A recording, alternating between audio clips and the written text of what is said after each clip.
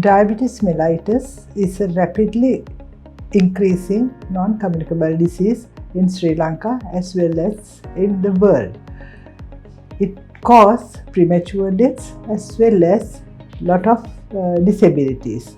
So therefore, we need to take necessary steps to control and also prevent occurring of diabetes mellitus.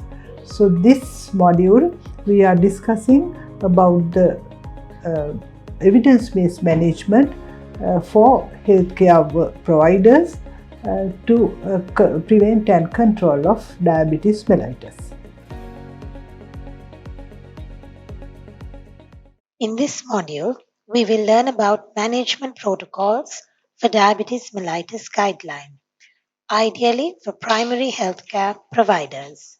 On completion of this session, you will be able to identify the eligible clients for screening, screen clients and diagnose, manage patients, follow up patients, and refer to specialist clinics for diabetes, all centered in the primary healthcare setting.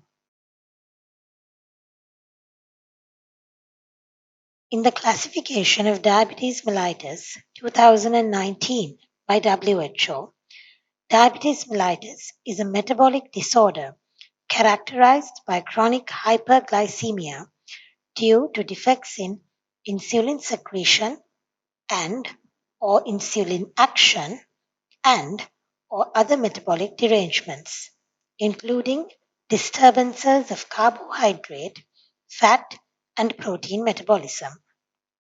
Diabetes is classified into type 1, type 2, and gestational diabetes mellitus.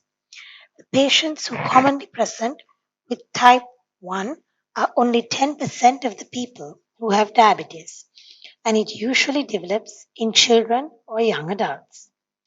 Type 2 diabetes is the most common, accounting for around 90% of the cases, and is most commonly seen in older adults.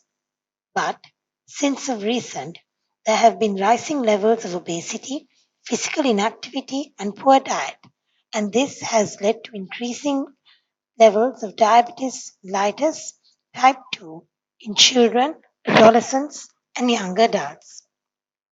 Gestational diabetes mellitus is high blood glucose levels only during pregnancy and is associated with complications to both mother and child. Diabetes is on the rise, and 422 million adults have diabetes and 1.5 million deaths caused by the disease itself. That is, one person in every 11 people. In the STEPS survey conducted in 2015, it was reported that 7.4% of the sample were found to have raised fasting blood sugar.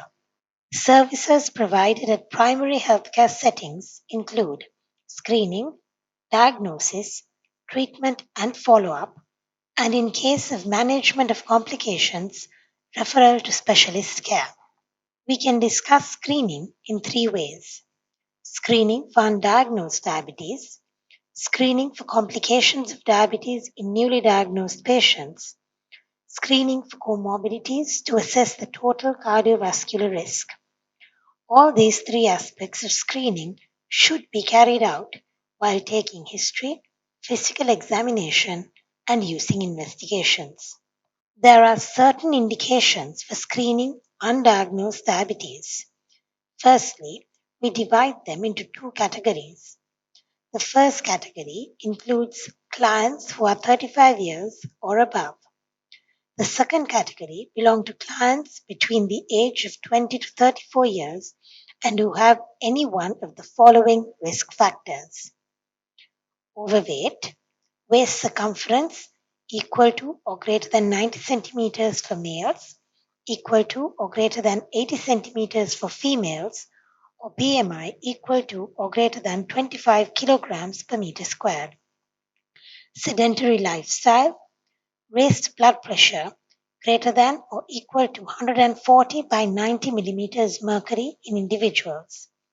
Symptoms suggestive of diabetes mellitus, history of diabetes in first degree relatives, dyslipidemia, history of gestational diabetes mellitus, or baby delivered with birth weight greater than 3.5 kilograms, features of polycystic ovarian syndrome or insulin resistance, previously identified prediabetes, impaired fasting glucose, when fasting glucose is between 100 to 125 milligrams per deciliter, and impaired glucose tolerance, when 2-hour OGTT value is 140 to 199 milligrams per deciliter, and HbA1c of 5.7%.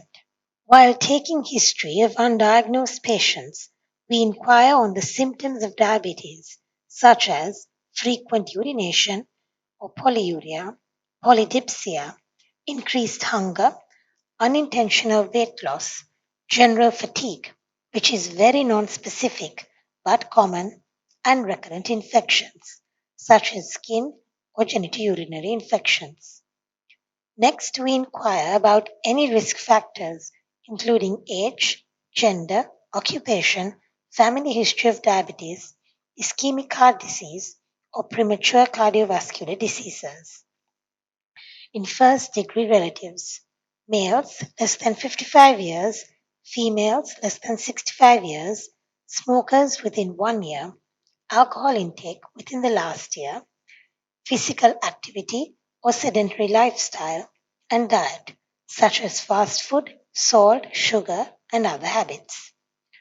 On examination, we measure weight, height, BMI, waist circumference, blood pressure along with evaluating all other systems.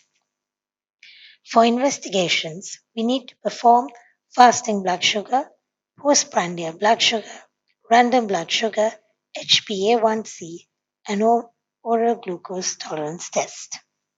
Now let's look at diagnosing a patient with diabetes mellitus. Fasting blood sugar should be equal to or more than 126 milligrams per deciliter after an 8 to 10 hour overnight fasting period, and a venous sample needs to be obtained.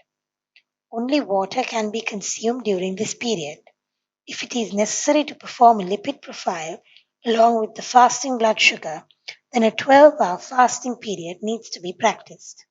Random blood sugar should be equal to or more than 200 milligrams per deciliter and is also a venous sample. To measure the oral glucose tolerance test, 75 milligrams of glucose is dissolved in 250 milliliters of water, and venous glucose level is measured after 2 hours.